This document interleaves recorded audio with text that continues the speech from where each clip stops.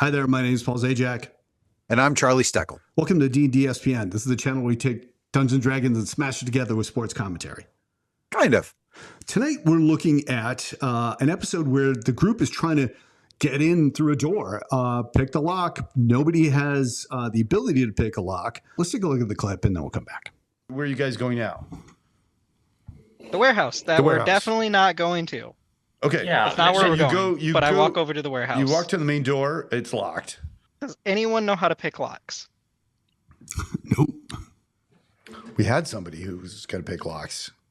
You mean break the door down? I got you. Oh, I can do that. No, if somebody wants to go through the window, I'll just try to help give you a boost up to the roof so you can climb to the window. So yeah, I could try to do an acrobatics check to go through the window, potentially. See if I can climb up there and do that. Or we can throw Darian. I don't know. It's up to you guys.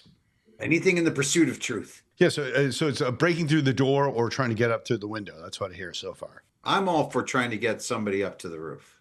Yeah, if someone can get in through the window, they can come unlock the door for the rest of us. All right. So you can boost somebody up there. So there's going to be like a with advantage athletics check to climb to the window. Who's gonna climb up there?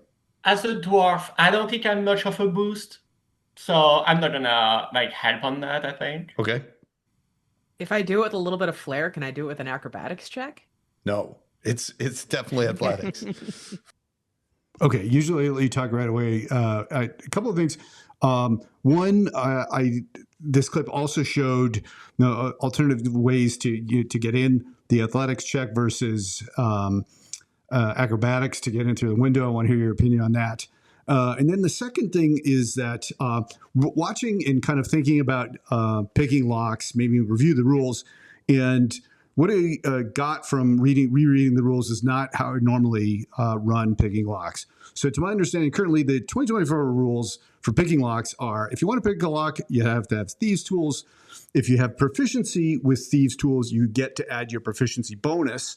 The type of check that is made to pick a lock is sleight of hand check. And if you have proficiency with both sleight of hand and thieves tools, you get advantage on it.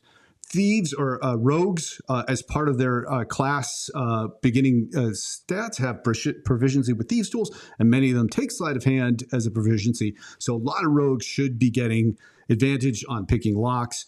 So we put up the slide for the rules.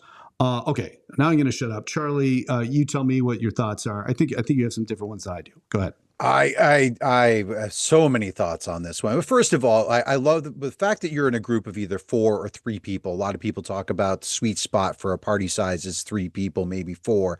It forces you to be creative when you don't have depth to your roster. And you have that person on the bench that you can pull off that knows how to pick a lock or cast the knock spell.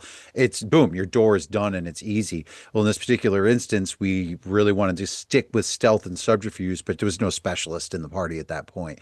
So when we talk about that, we had to get creative to put somebody up on the roof, do whatever. And the solution was a really, really fun way on how somebody actually ended up getting in the building. And that was half the team went one way. The other half eventually got through the door. But it was, I'm not going to write any spoilers. You guys should check that out on the other channel. But truthfully, my big problem with the new rules is if someone had to force me to say, you have to have thieves tools to pick a lock, where's the bobby pin? Where's the slender knife? Where's the thin piece of metal? That kind of thing. Like that, to me, that limits you in creativity. Time honored, movie ways of getting it past the lock.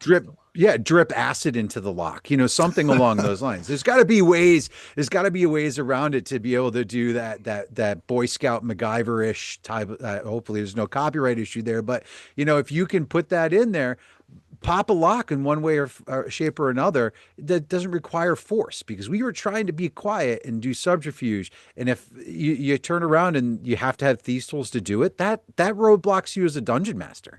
Yeah, right. I do like that point. And I think that you could say, yes, you can do that, but, and so that's a good chance for a yes, but instead of a no. Maybe there's some complication, you get heard, it's at disadvantage, but yeah, you get the party a try. Right. Okay. Now the MacGyver people are going to be after us, so let's. I love Richard Dean Anderson. I hope he watches. Right. Yeah, he's a big fan of ours. Okay. If you want to see the full adventure, you can check it out on our second channel, DnDSPN 2, The Deuce, link down below. And if you like what we're doing, please like and subscribe, and we'll see you next time. Thanks, everybody.